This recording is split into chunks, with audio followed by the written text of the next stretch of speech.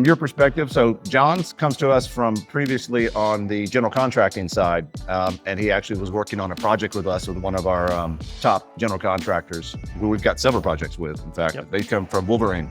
And from your perspective, when you first got introduced to Intellisteel and you knew that we were going to go steel framing, from your perspective, what is early framing on a job site, like the way that we do it, improve the job site from a general contractor's perspective?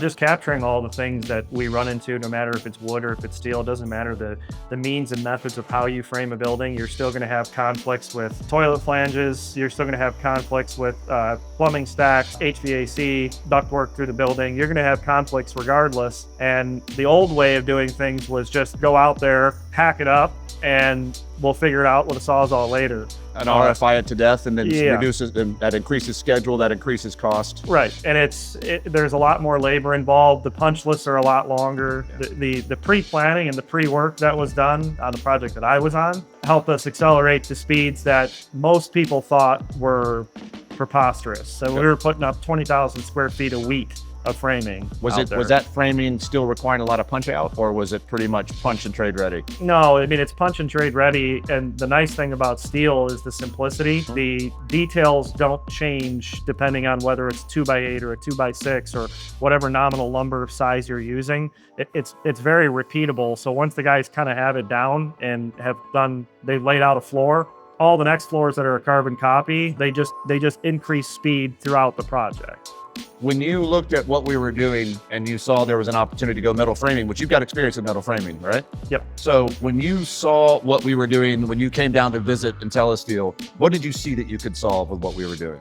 Well, first it was just working with a panelizer that would actually listen to like real world problems that I've come across. Mm-hmm. Like every single shower wall I've ever had installed on a project previously, there's a stud right where the diverter is, right? So I went through a litany of different problems that I've had in the past, where I then have to pay somebody, a carpenter, by the hour that we don't have captured in our GCs to go through and do all these modifications. So I came to you guys and just said, hey, look, these are all the problems I had in the past.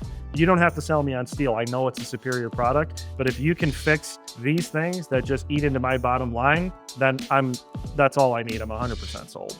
Right on. And I think it was interesting because when we got involved with John on a project prior, their company was new to cold form steel. John had some framing experience, so he was kind of promoting it inside, like, hey, let's encourage us to go forward. Let's go down and take a look at it. And I think from our perspective, having a proactive general contractor like we did, that allowed for us to be in a position to kind of have a working collaboration, which is where construction lacks, where there is a disconnect often between trades and suppliers. So we've been able to do that. I think that was a big plus for the way that succeeded. Well, to be fair, I didn't even know the name Intellisteel, and I got a call 6 months before we even started the job, and they said, we're talking about converting this from wood to cold form steel.